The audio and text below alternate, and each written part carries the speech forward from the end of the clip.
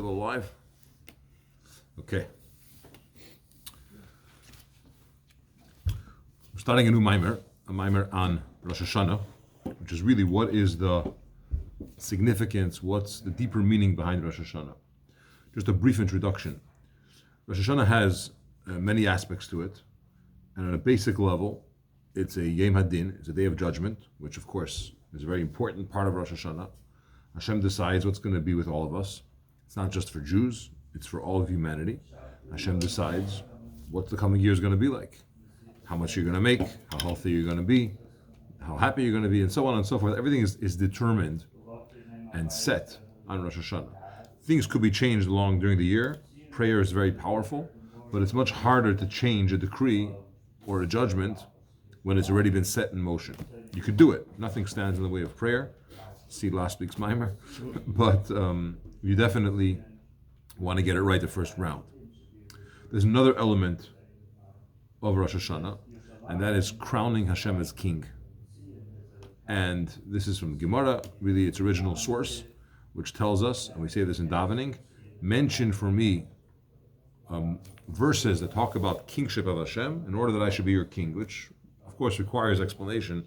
What do you mean you make Hashem king? He's king with whether we want him to be king, whether we appoint him as king. Seemingly a king is a king whether we like it or not. But that's another aspect. And the third element of Rosh Hashanah is that it's ahead of the year. And we're going to talk about that more in depth and see, with Hashem's help, how Rosh Hashanah could be a much more meaningful and powerful overall experience, and not one that's filled with dread and fear and oh my gosh and so on and so forth. The next component to this, of course, is the idea of tshuva. Rosh Hashanah is about tshuva. Aseres made tshuva. It's a time Hashem is always available for tshuva, but the Rambam Paskins, he rules that in the 10 days from Rosh Hashanah through Yom Kippur, Hashem is much more found, closer, more accessible, in the sense that what sometimes takes, let's call it more begging or harder efforts, more work, when it comes to these 10 days, it's tshuva time. And Hashem is waiting, so to speak, for our tshuva. You plug in, you do it, and it's very effective. Let's see inside. We start with a pasuk from Tehillim, where King David says, Tiku b'chodesh shofar, blow or sound in the month shofar, b'kesa in the hiddenness, with me? Page 106. Chotetera drushim l'Rosh Hashanah. It's good that we caught it on the second line, because I know a story about two people that were learning together for years, and one of them said, it's time to finish the Masechta. He's like, really? I got more pages to go. He's like, what Masechta you got? So if you can tell the first line, it's good. Tikka b'chodesh shofar, sound or blow in the month shofar, b'kesa l'yom chagenu, in the hiddenness of the day of our Yontif, ki chayk liYisrael hu mishpat l'kei Yankiv, because it's a statute, a law for the Jewish people, a rule, a law for the God of Yaakov. Basically, Hashem said, in this month, blow shofar. However, he doesn't say which month. Normally, Torah will tell us it's the third month is when Torah was given, the first month we came out of Mitzrayim, the seventh month is Yom Kippur. In this pasuk, when Tehillim says, blow shofar, it doesn't tell us which month it is. Just in the month, which month? Hine, kol hachadashim, all of the months, nikru chodshei Hashanah, they're called months of the year. Meaning, you tell me the number when it is. In Torah, you don't have names of months, but you have numbers. I don't know which month it is. In Tishrei, but when it comes to this month of Tishrei, nikra chedesh stam. It just says chedesh, it doesn't say which one. And this implies, it's not a mistake, but it's here to tell you that this is not just a number month. This happens to be the first month or second month. Rather, in the order, it's actually the seventh month. Rather, it's chidush klali. It's a general renewal. The klolos ha'ilomais v'savosa me'ayin liyesh. It's a general renewal that happens. It's not month 7. It's general month, because this month contains with it an element of renewal and bringing again into existence me'ayin liyesh, from nothing to something, for the entire world. Now we know that entire world does not mean just Earth or even the universe. It means all the spiritual worlds as well. They all come into existence again thanks to this month. So this month has a tremendous impact on all other 11 months of the year. And therefore it's not just called the 7th month, which would be the proper way to say, give me instructions, blow shofar on this and this day of this and this month. But I'm implying, says Hashem, that this is a month which is extremely general for the rest of the year. Why is it so general? Because in this month we have Rosh Hashanah. And Rosh Hashanah, Rosh Hashanah is the head and the brain of the entire year. Now, the brain of a person is very important. Every limb in our body is very important. Nothing here is extra. But certain parts of the body are vital for survival, and certain ones are extremely important for the functionality of the rest of the limbs and the rest of the operations of the body. The head is that limb, and everything that's in the head has to be well and healthy and whole, because if chas v'shalom there's even a small blemish or something's a little bit off in the head, it's going to show up and affect other parts of the body. Their functionality is affected majorly by how the mind is. I don't mean just our thoughts and positivity, but that too, which is phenomenal to see. There's many studies how the well-being of a person is so much in their mind, how they think and so on. But on a biological level, just physically, when a person, if God forbid, and we should never know these things, if God forbid there's a problem in some area of the brain, it affects the rest of the body. A person's nerves, a person's ability to movement, a person's ability to speech, and so on and so forth. Similarly, Rosh Hashanah is not just another day or even another month. This day, these 2 days of Rosh Hashanah, impact, just like the head impacts the body, they impact the entire year very, very strongly. This is why there's a letter from the Frierdiker Rebbe to students of yeshiva. And he writes to them that they should use out Rosh Hashanah to its fullest. Don't waste, even a moment. It's not just another day. Okay, so if you didn't maximize this day, there's tomorrow. It's a pity, you missed a day. This is called messing up the year if you don't maximize. And in the positive sense, if you use all the days properly, which means saying Tillim and being focused and not having idle talk and so on and so forth, just content, wholesome, spiritual, driven, it's your head. The whole year is going to follow how that was. So it's called head, and the reason why it's called month without a number is because it's a general month. How so? Because it's called the head of the year. The head of the year is general for the whole body. It's general for the whole year. Kihine, b'chinas olam shana nefesh shava. Sefer Yetzirah is really, could perhaps say this, is founded on this, that world, year, and soul are equal. Okay, you have 3 general categories, or 3 descriptions: space, time, and the soul, the person. And these are equal in the sense that they have a common process or structure of how they work. Just like we just explained that in the head, in the body, you have a head, and the head functions as the nerve center and the source of the rest of the body. You have the same thing in space. There is an area in the world, namely Yerushalayim, or Eretz Yisrael, which is the center, it's the head for the rest of the year. From that place comes life, energy, to the rest of the world, right? The Oyel, a place where the Rebbe is buried.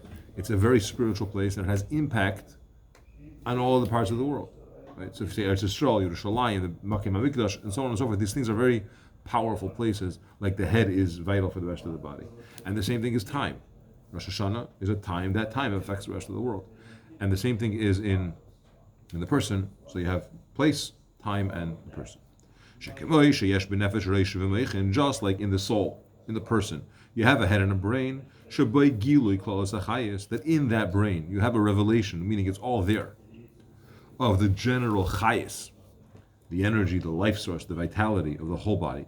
And from him, from that part of the body, that head, nispashet, it extends out, v'nimshach, and it flows, be'ivarim, into all the limbs, chayis prati, a very specific chayis, the whole ivar, to every single limb. And it's lefi mizgayut chunasai, based on its form and makeup. So just like your head and your brain, they send messages and really the ability to function, life source, to every single limb, and it's custom. It's, your toe doesn't need the same thing that your heart needs. And the head makes sure that the heart gets what it needs and the liver gets what it needs, and so on and so forth. So that we can understand, this in the body of a person. The same thing is in world, meaning space, and in time. in the year. Olam b'chinas makim, v'shana b'chinas zman. World is the level of space, and year is the level of time.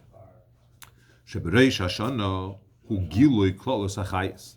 That in Rosh Hashanah is the general revelation of the chayis. Good morning. Here's a seat over here.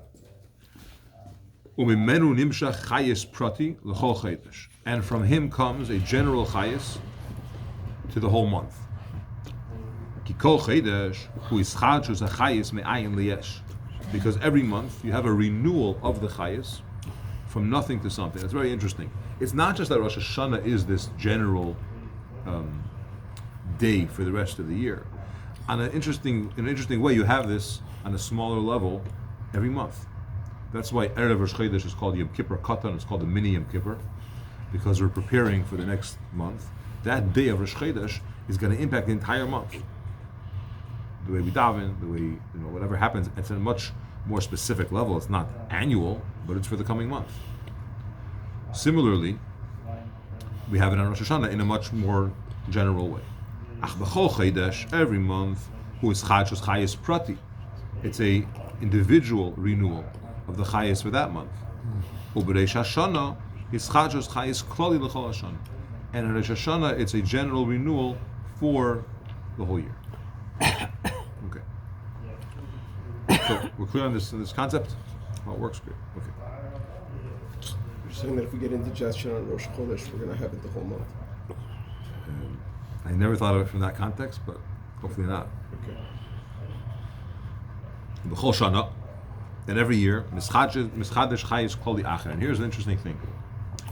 Every year, there's a new batch of energy. So last year's energy is still last year. Okay, it doesn't work for this year. There's this stage where Hashem renews everything that the energy that he was using for this year, and he refreshes the chayis, not him, and uses a new chayis for the coming year, which is a great opportunity for a fresh beginning, for a new start, right? Turning a page, because it really is fresh. The chidush zeh hu liyes gilui malchusay yizbarich v'chinas memali kol almin. This renewal is in order there should be a revelation of Hashem's malchus. Now, kabbalistically, his malchus means the level that functions as creation and Hashem's royalty. But let's not go so deep for now. Let's just say that we have to reveal the kingship of Hashem, that Hashem is king, in a way of memale kol almin, not that it's transcendent, but that it's immanent, it's really here, present. Even in the higher worlds, which you would think, they're spiritual, they're fine, they function on their own. Even in those worlds, it has to have a renewal. So it's all across the board. Yeah. This revelation is totally b'maisa tachtonim. And here's an extremely fundamental idea. It's not just autopilot. So you have this new year, the calendar changed, there's a new chayis, it comes in, the revelation of Hashem's malchus is here, and everything is fine and dandy. Rather, it depends, meaning if we don't do it, there's a problem. It depends on maaseh atachtonim, on what the people down here do. On our actions, that's how the chayis is going to be the coming year. We're not talking judgment, we're just talking cause and effect.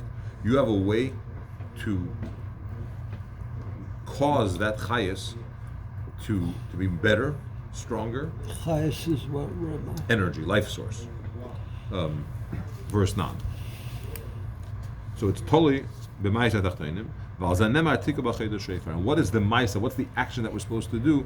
This is the mitzvah below shofar. Every Yom Tov has a main mitzvah, and Rosh Hashanah there's a lot of mitzvahs. You have daven and so on, and many beautiful customs, including tashlich. But the mitzvah that we have to do, the maisa tachtonim, is sound the shofar, or listen to the shofar. Okay.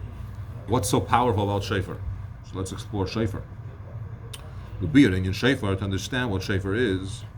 Now we know what it is, but on a deeper level, the gam inyan aseres made tshuva. What do the 10 days of tshuva represent? She'omr Razal, our sages tell us, al pasuk dirshu Hashem b'matzai. The verse says, "Search out Hashem when He's found." Now you think Hashem is always found, right? He's everywhere, constant. He doesn't go on vacation. Elu Aseres Yemei Tshuva. These 10 days of Tshuva. In some way, Hashem is more present than any other time of the year. And that's why the pasuk says, "Search him out, go find him now." Yes, very good. The lama yamim ha'elu him dafke yimei tshuva. We have to understand why these days, specifically the days of tshuva. Why the first 10 days of the year? You haven't had a chance to mess up yet. Why? What's really? Maybe somewhere towards the middle or the summer. Or maybe we should have like a reset in the middle. What's going on? Okay. So you need to understand what shofar is.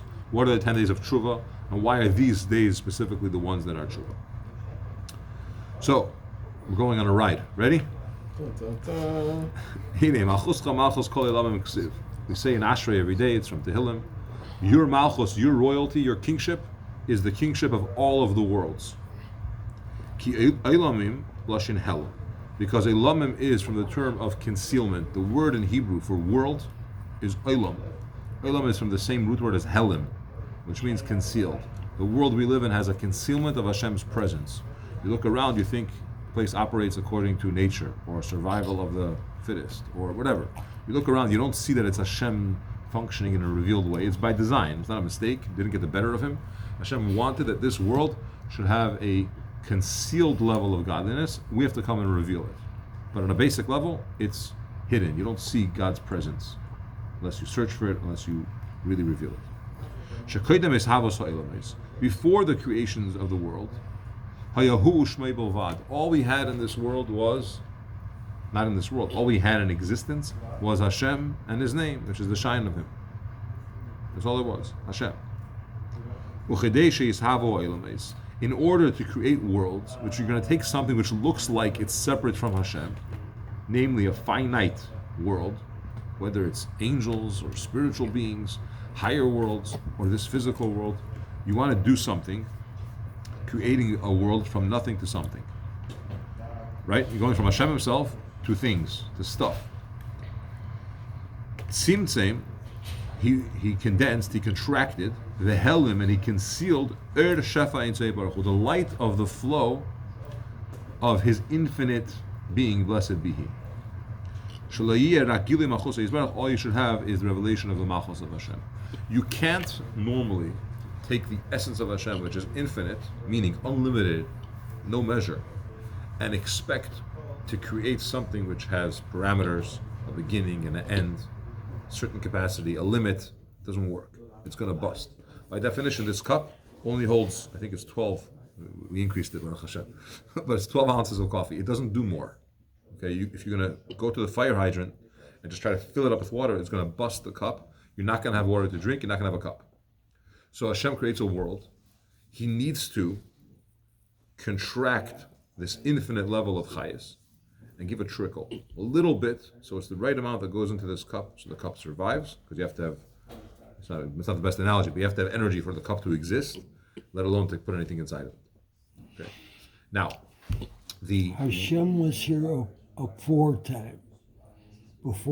Correct, yeah. And Hashem then created the world. Yes. What was the reason? Okay, we're going to get to that. He had a taiva. He felt like it. Okay, but the idea is that Hashem had to contract and condense the chayas, that the energy and life should come forth in a very measured way. It's called the level of malchus. Now, royalty. Royalty is not who you are. Royalty is an act almost, a persona that you put up. The king is king, and now I'm going to behave as the king, as royalty, as in charge, and so on. It doesn't represent the essence of who you are. Okay. So Hashem used the level of malchus, which in Sfiros it's the lowest level, and the energy that's being used to create the world is going through that level known as malchus. From the revelation of Hashem's malchus, let's call it that portal, the 10th and lowest portal of energy, is where you have some access, some flow. Levad alone, that's all that is. That's how all the worlds, higher and lower, that's how they live and that's how they exist. It's through the level of malchus. So in Ashrei, when we say malchus cha, malchus kol elamim, what we're really saying is Hashem is the essence. He always was. He created a world. And this world, he used, in order to take from infinite to finite, he used the level of Malchus, the 10th Sphira, and even that, it's concealed. Okay? And it's flowing in. Now, a very important piece he's going to explain. This contraction that we're talking about, known as Tzimtzum, where Hashem condensed or held back his chayas, to be very clear, this holding back or minimizing his chayas is only as far as the worlds are concerned. Right? However, as far as God's concerned, he didn't change. He didn't make himself smaller. He didn't contract himself. There is no change by Hashem. Hashem doesn't change. Okay, we know this from Psukim. We know this from reality. God doesn't change. And when you say, in order to create a world, I had to condense my essence, and I had to create this level and give it a little. He didn't make any changes. Everything is complete, full, the way it was before, the way it is now. But regarding the worlds, it seems to us that there is a condensing. So Tzimtzum is not literal, but it's a tool that was designed from our perspective. It looks like it's a Tzimtzum, okay? Which makes it even harder to understand. But infinite is now, as far as from our vantage point, it's now finite. At least it's playing out that way. There's no change. Darkness, even darkness is not dark for you. Yeah. And you are the first, meaning before you created the world, you were the only one. And you're the last. Nothing, you don't develop. Hashem doesn't change. The kula can make all of it. Why do you say Hashem is the last? Because this whole world, which is pretty amazing, is nothing for Hashem. Point is, he doesn't change. Not only is it nothing, we say this in Birchas Krishma, he's called the king, who is exalted, alone, me'az, from then. Now the key here is the from then. From then means just like then, he was only Hashem, because before creation, what did you have? Only Hashem and his name. Now after creation, it's not like, oh, we got angels now, I got a board, right? It's not the case, right? I have all these other things. Pirush, meaning, Hashem is alone, meaning the only existence, just like he was, me'az, from then, before creation. That's another meditation. You say, you're reflecting on the concept, and sometimes it takes a while, that Hashem is the same he was before. Even though there's a world, and even though there's spiritual things, there's only one Eibishter. We got to become bottled to that Eibishter, submitted, nullified. And this, if there's no change, so how do you have this whole idea of Malchus? The midah of Hashem is Malchus. How do you have both together? You're telling me that he doesn't change, and nothing happened, and it's just an illusion for us. Not an illusion, it's real, but it seems to us that way. How does it function? How does it technically happen? So another pasuk, you say Hashem Malach Geus Lavesh. Hashem ruled as king. He put on garments of royalty. Again, this is a decision to put on the clothing of a king, so to speak. I'm not changing who I am. I'm whoever I am. I'm just putting on that crown and that robe, and now I'm king. Implying that it's not an essence change. It's a reflection. It's an appearance change. Because Hashem doesn't change. This is what went up on Hashem's mind. In other words, that's what he felt like. That's what he wanted to do. To conceal and to hide his infinite light, in order that you should be able to create a finite world. In order that you should be able to create worlds. He didn't really change. He didn't really condense himself. He did it in a way that it should seem to us that there is that change. In order that you should be able to have a world. With descents. Let's skip a few words. There should be a world, worlds plural, because there's spiritual worlds and physical worlds. with descents of the, and things get lower and lower. And eventually it comes all the way down to this state until you have this low material physical world that we live in, which is sometimes can be seen as very, very not spiritual. Usually that's how it seems. So Hashem decided, I'm going to take a level of my energy going through Malchus, and it's going to trickle down. I'm not really changing, but it's going to seem that way, all the way down into this world, and the energy goes further and further. Now you can actually create physical things that don't even look spiritual at all. It's a real olam. Everything's really concealed here. You don't see godliness. You got to dig it up. Sheboy nasa mishkan ha'adam. In him, in that world, in this low physical world, is where the person, the dwelling of the person, comes about. In other words, we exist here. What's the point of all this? That's what we asked earlier. Why did Hashem do it? I hope you like it here, though. In order to transform darkness to light. That is the goal. Now, almost at every memory that we learn, this question, I shouldn't say almost, but very often Al-Teba asks this question, and it gives different answers of why Hashem created the world, or why did Hashem come down into this world, or what's the purpose of the battle, and so on and so forth. But here we're saying like this, the reason why Hashem did all this is in order to transform darkness to light, concealment to revelation.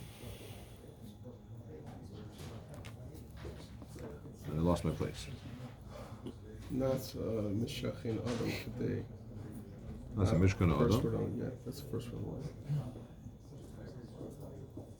Those lines start with? Yeah. In order to transform darkness to light, why do you want to transform darkness to light? Because when you do that, you now have a greater light, because it's a light that comes from darkness. There's two types of light. You have straight up light, which is good. And then you have a light that's produced from darkness. The light that comes from darkness is a better quality and a better appreciated light. Okay, there's many examples of this. They're not great examples, but when you have the appreciation for something that's sour, right? You took something bitter and you changed it to be a delicacy, right? Or there was a struggle and you overcame the struggle, you got through it. You're at a different level now. When darkness produces light, meaning when you transform the darkness into light, it's a much greater light. So Hashem said, I'm creating a world. In order to do that, I'm going to condense, not really, but it's going to seem that it's condensed, all of the infinite levels, and create this thing called Malchus, which is basically an act. It seems that way. And it's going to come into this world using Malchus, higher worlds than lower worlds, than a place where humans could exist on the physical level. And their job is going to be, the darkness that I created, that I'm concealed, turn it over, transform it to light. That's the mission, that's our goal. If you're trying to sleep and you want the room to remain dark, You want to turn light into darkness? like there you just don't want any light, you want dark to sleep. What's that an example for? Turning darkness to light, or Yeah, I'm saying like Using if darkness. that's what we're trying to do all the time. Like, well, what about if you're trying to sleep? Just disregard me, Rabbi, please. there's an answer from the Rebbe. It's hanging in this Nemeno's office in Berwan. In Yeshiva, there's a sign that says,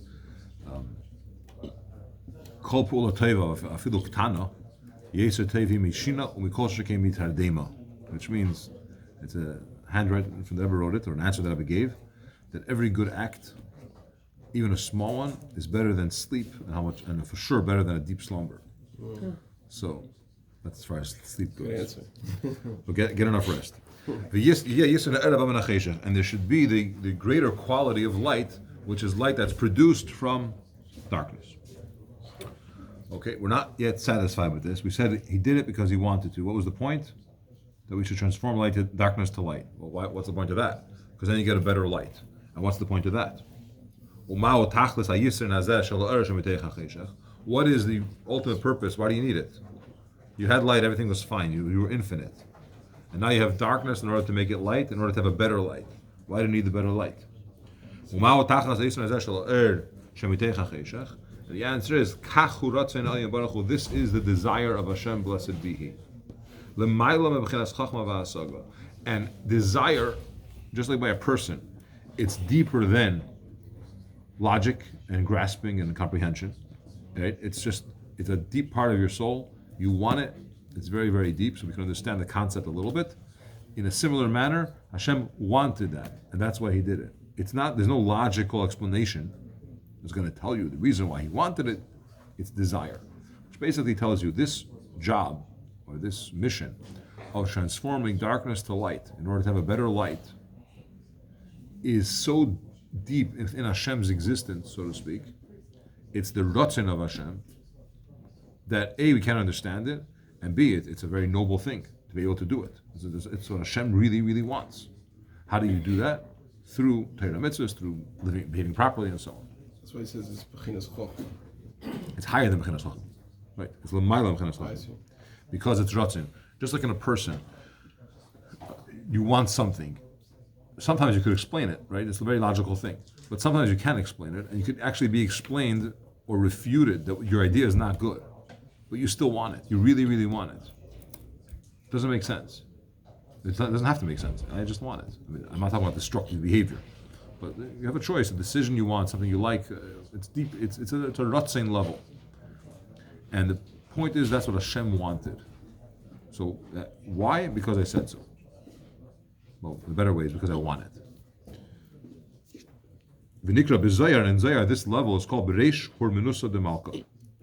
The head, the beginning of the desire of the king.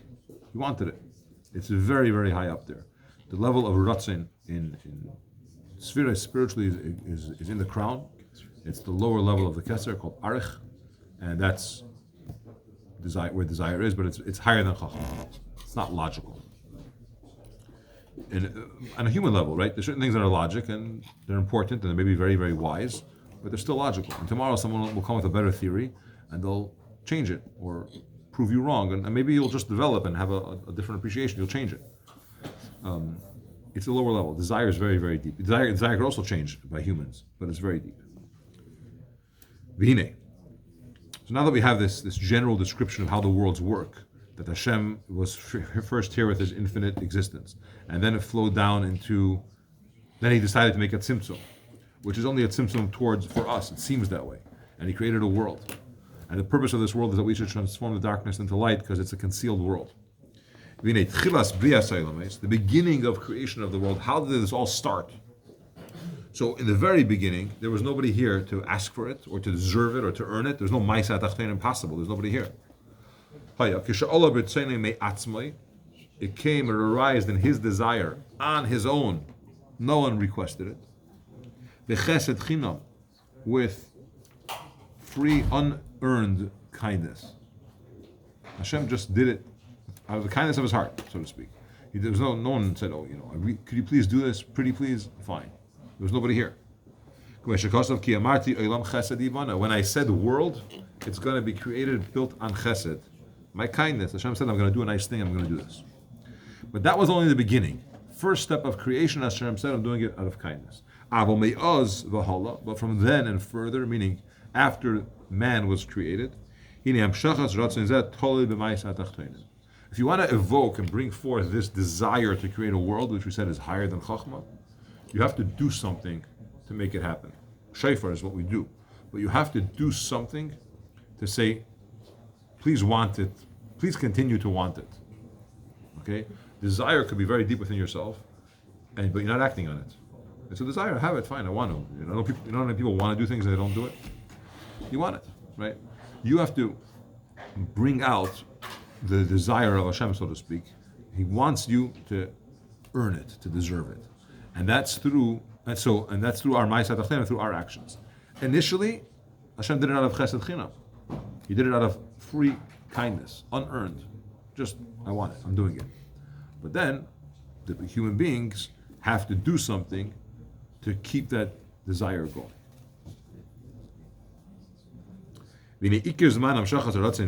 When is the main time when this desire comes forth? When do you bring it forth? It's on Rosh Hashanah.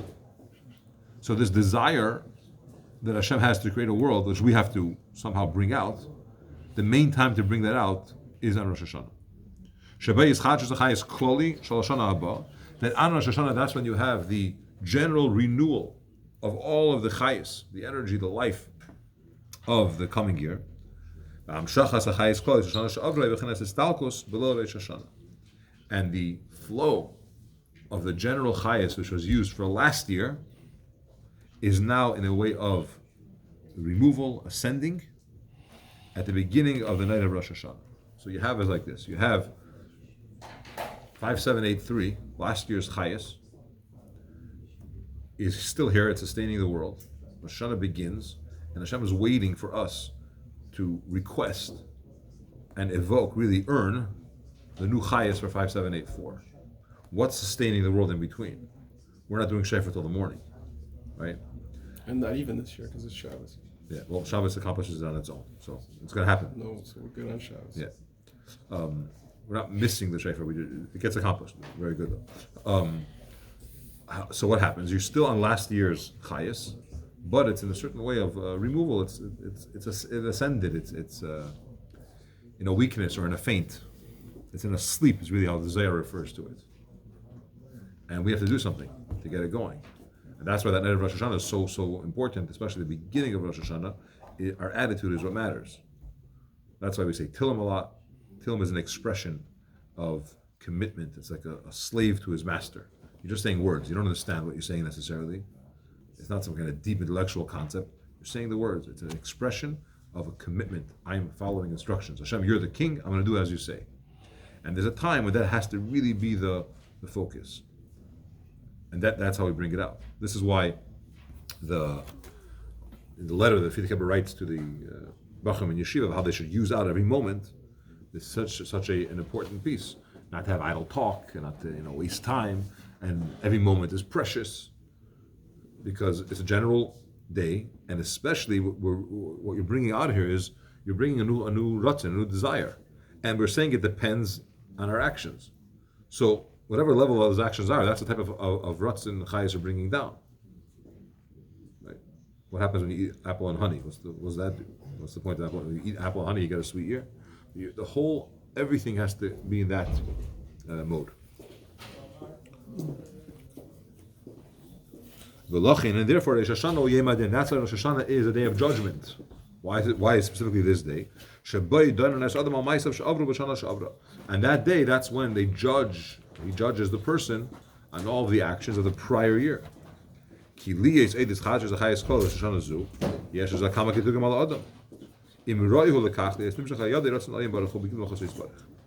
is it a day of judgment? Because right now we have to bring forth a new chayes, and there is a whole judgment and a discussion. Does he deserve that through him we should bring forth this new chayes? Well, let's see. Does he deserve it? Well, let's judge him. So because it's such a general day, and there's a renewal that has to happen, now we're judging the person because this renewal depends on the person's actions. Now, we don't have to get stuck on the past because we have an opportunity of tshuva, and right in this second, the whole thing could change with true commitment and focus and resolve. But it does depend on something, and we have to do that. To see if he's fit for it or not, to have a revelation of the Malchus of Hashem. Mipnei, why not?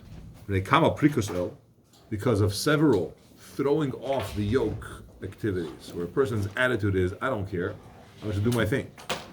I don't care what Hashem wants. It's called prikaso, throwing off the yoke, the opposite of Kabbalah. There are certain people, but they don't accept upon themselves the yoke of heaven constantly with a love and a desire. And you see here the importance that you do it with love and with willing. You don't say, I have no choice. It's so difficult being Jewish. What should I do? And that's not the attitude. The attitude is yes, a love and a desire. The only times they do it with love and desire is only once in a while, sometimes. Once in a while he remembers, there's an Eibishter in the world, and he gets excited and he wants to serve Hashem. So because of the other times when he doesn't, the question is, hey, does this person deserve